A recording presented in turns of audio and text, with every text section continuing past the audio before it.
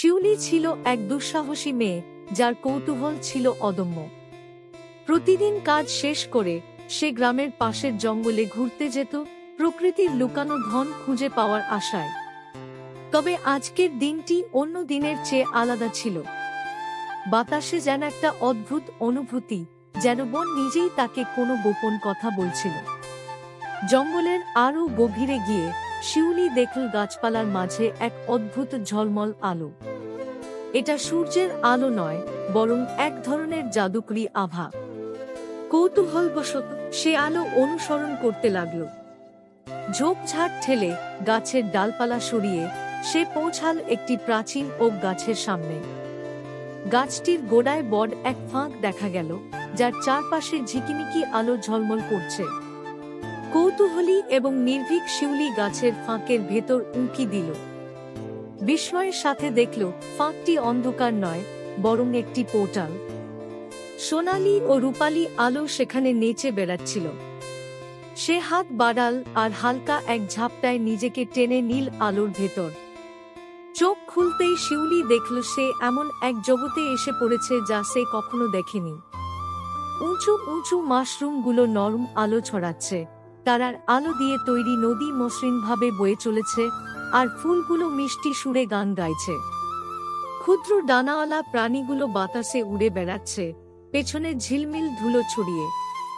স্বাগতম, সাহসী মেয়ে, এক কণ্ঠ ভেসে এলো। শিউলি ঘুরে দেখল একটি পরী, যার আকার তার হাতের চেয়ে বড় নয়।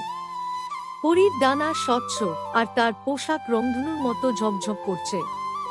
আমি লীরা, লুকানো জগতের রক্ষক। লীরা ব্যাখ্যা করল যে লুকানো জগৎ এক গোপন পরীদের রাজ্য, যেখানে প্রবেশ করতে পারে শুধু সেই সব মানুষ যাদের হৃদয় বিশুদ্ধ এবং কল্পনার প্রতি পূর্ণ বিশ্বাস রয়েছে। শিউলি, তোমাকে অনেক দিন ধরে পর্যবেক্ষণ করেছি আমারা, লীরা বলল। তুমি যে পশু পাখিদের প্রতি মমতা দেখিয়েছ এবং প্রকৃতিকে ভালোবেসেছ, তা আমাদের জগতের দরজা তোমার জন্য খুলে দিয়েছে। লীরা শিউলিকে ঝলমলে জগতের মধ্য দিয়ে নিয়ে চলল, যেখানে সে অন্য পরী এবং জাদুকর প্রাণীদের সঙ্গে পরিচিত হল।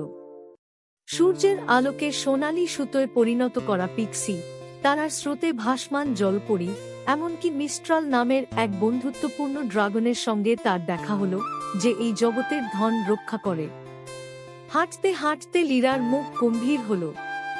শিউলি, আমরা তোমার সাহায্য চাই। সম্প্রতি আমাদের জগতের দরজাটি ম্লান হয়ে আসছে।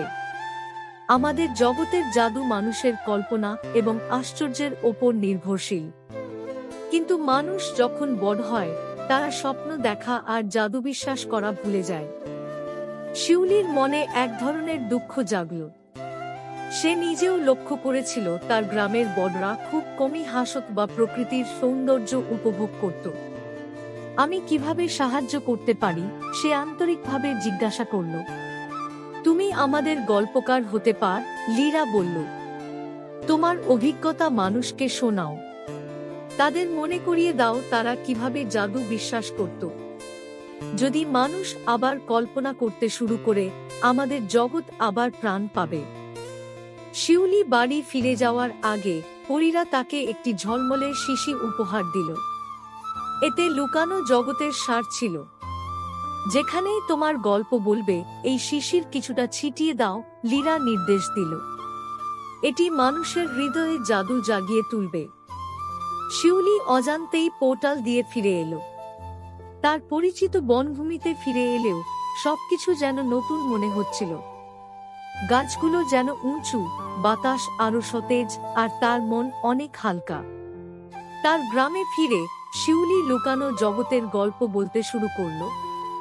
সে বলল ঝলমলে নদীর কথা, গানের ফুলের কথা, আর সাহসী ছোট পরীদের কথা। প্রথমে সবাই হাসল, এসব গল্প বলে উড়িয়ে দিল। কিন্তু ধীরে ধীরে কিছু বদলাতে লাগলো।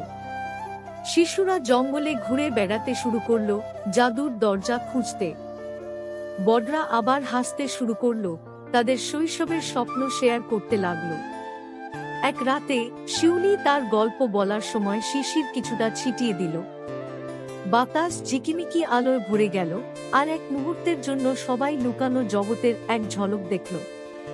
জাদুর বিশ্বাস ফিরে এল আর তার সাথে লুকানো জগতের দরজা আবার উজ্জ্বল হয়ে উঠল।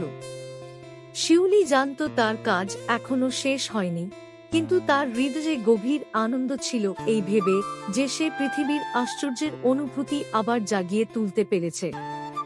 আর জঙ্গলের গভীরে পরীরা আনন্দে নাচতে লাগল, কারণ তাদের জগৎ নিরাপদ ছিল এই মুহূর্তের জন্য।